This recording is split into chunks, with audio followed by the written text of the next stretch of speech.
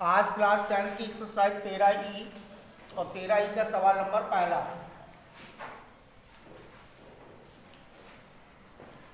एक 22 सेमी आंतरिक किनारे वाले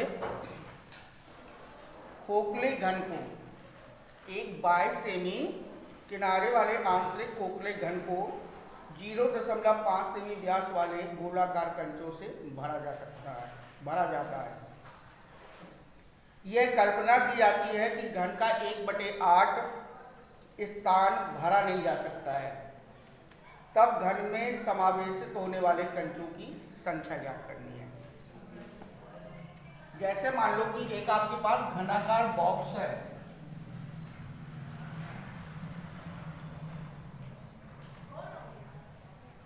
घनाकार बॉक्स। इस घनाकार बॉक्स में आपको कंचे भरने, गोलियां भरनी है, छोटी छोटी गोलियां।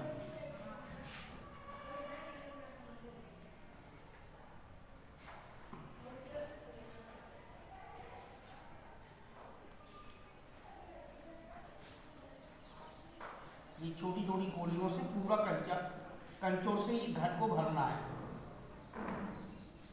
ये पूरा भरना है। तो भरने पर आप लोग देख रहे हो कि बीच बीच में जगह छूट जाती है। तो वो कौन सा भाग छूट रहा है? पूरे घन का 1/8वां भाग कंचों से खाली रह जाता है। ठीक है, 1/8वां भाग। और इसकी भुजा जो है वो 22 सेंटीमीटर है। 22 सेंटीमीटर, 22 सेंटीमीटर घन की भुजा जो है वो 22 सेंटीमीटर है। और कंचे का जो व्यास है वो 0.5 है। तो कंचा किस आकार का है? गोले के आकार का है, गोली के आकार का है ना। और ये घन है। तो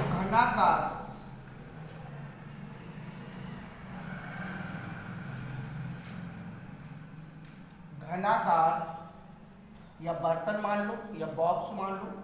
घनाकार बॉक्स की भुजा बराबर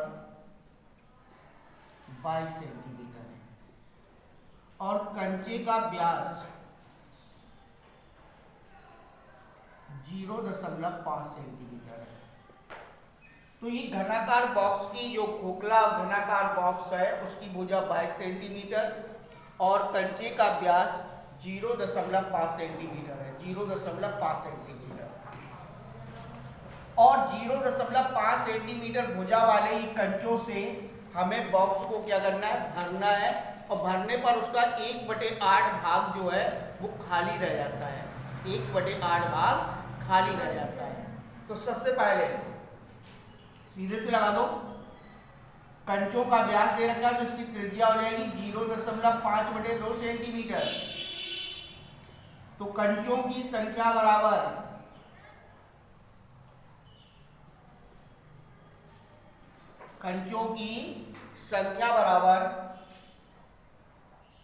घन का आयतन माइनस घन के आयतन का 1/8 भाग जो भरा नहीं जा सकता है। घन के आयतन का 1/8 बटे प्रति कंचे का आयतन। प्रति कंचे का आयतन। घन का आयतन भुजा क्यू माइनस भुजा क्यू का 1/8, भुजा क्यू का 1/8 बटे प्रति कंचे का आयतन 4/3 पाई आर क्यू। गोले का आयतन होता है, गोले का आयतन 4/3 पाई आर क्यू। देखिए अब यहां पर हमने क्यों लगाया? क्योंकि पूरे घन का आयतन हो गया भुजा क्यू। ठीक है, और पूरे घन के आयतन का 1/8 भाग भरा नहीं जा सकता, तो घन का आयतन का 1/8 भाग तो हम इससे क्या कर देंगे? पूरे घन के आयतन से घटा देंगे। ठीक है, तो यहां पर हो जाएगा 8 एकम 8, 8 में से 1 चला जाएगा, कितना बचेगा? 7AQ बटे 8, 7AQ बटे 8। इसको तोड़ लो। 7AQ बटे 8 बटे 4/3 पाई आर क्यू। अब यहाँ पर मान रख सकते हो बराबर ये संख्या नीचे आ जाएगी और ये संख्या ऊपर चली जाएगी, ठीक है। तो 7 इंटू 3 इंटू ए क्यू माने भुजा कितनी दे रखी है 22, यहाँ पर हो जाएगा 22 इंटू 22 और यहाँ पर आ जाएगा 4 इंटू 8 इंटू पाई का मान 22/7 और आर क्यू की जगह पे 0.5/2 0.5/2 0.5/2, ठीक है। काटो, ये 2 दूनी 4 दूनी 8 से 8 काट दो, ठीक है। बचा नीचे 7 को कहां ले जाओगे ऊपर और ये 22 से 22 को खत्म कर लो, ठीक है। और इसके बाद आपके पास जो भी संख्या बच रही बाकी अब बाद में काट लेना। 7 इंटू 3 इंटू 22 इंटू 22 इंटू 7 बटे 4 इंटू 0.5 0.5 और 0.5, इसकी दशमलव हटाओ, इसकी हटाओ, इसकी हटाओ, ये टोटल आपका 1000 का और गुणा हो जाएगा, ठीक है। 1000 का गुणा हो जाएगा क्योंकि 3 दशमलव हट रही है।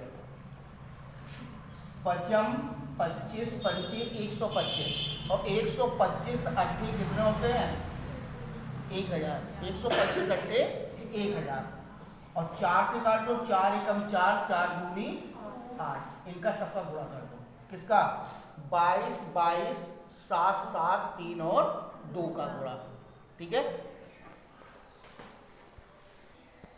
तो यहां पर 7 into 3 into 22 into 22 into 7 into 2 का गुणा करेंगे तो हमारा आ जाएगा 14 22 96 कंचे भरे जा सकते हैं, ठीक है।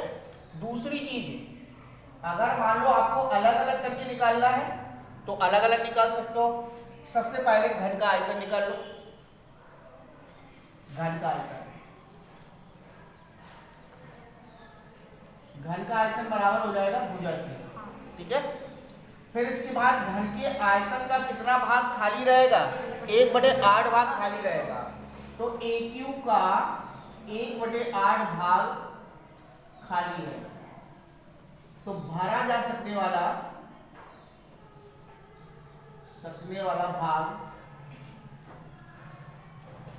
पूरा भाग कितना है ए क्यू और जिसमें से कितना भाग नहीं भरा जा सकता ए क्यू बटे 8 लासा ले लिया, तो 8 ए क्यू माइनस ए क्यू बराबर 7 ए क्यू बटे 8। ये आपका जिसमें गोलियां भरी हुई है उस भाग का आयतन कितना है 7 ए क्यू बटे 8, तो यहाँ पर भी आपका निकला है 7 ए क्यू बटे 8।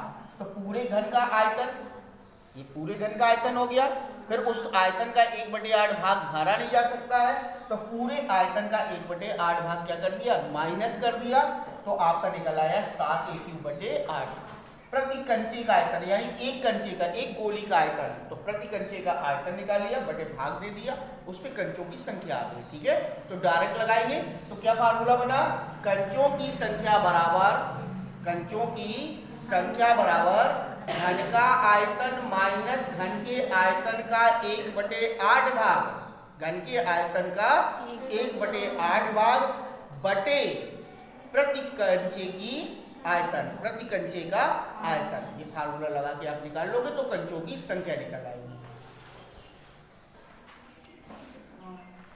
क्रमशः आंतरिक और बाहरी व्यास 4 सेमी और 8 सेमी, दो है।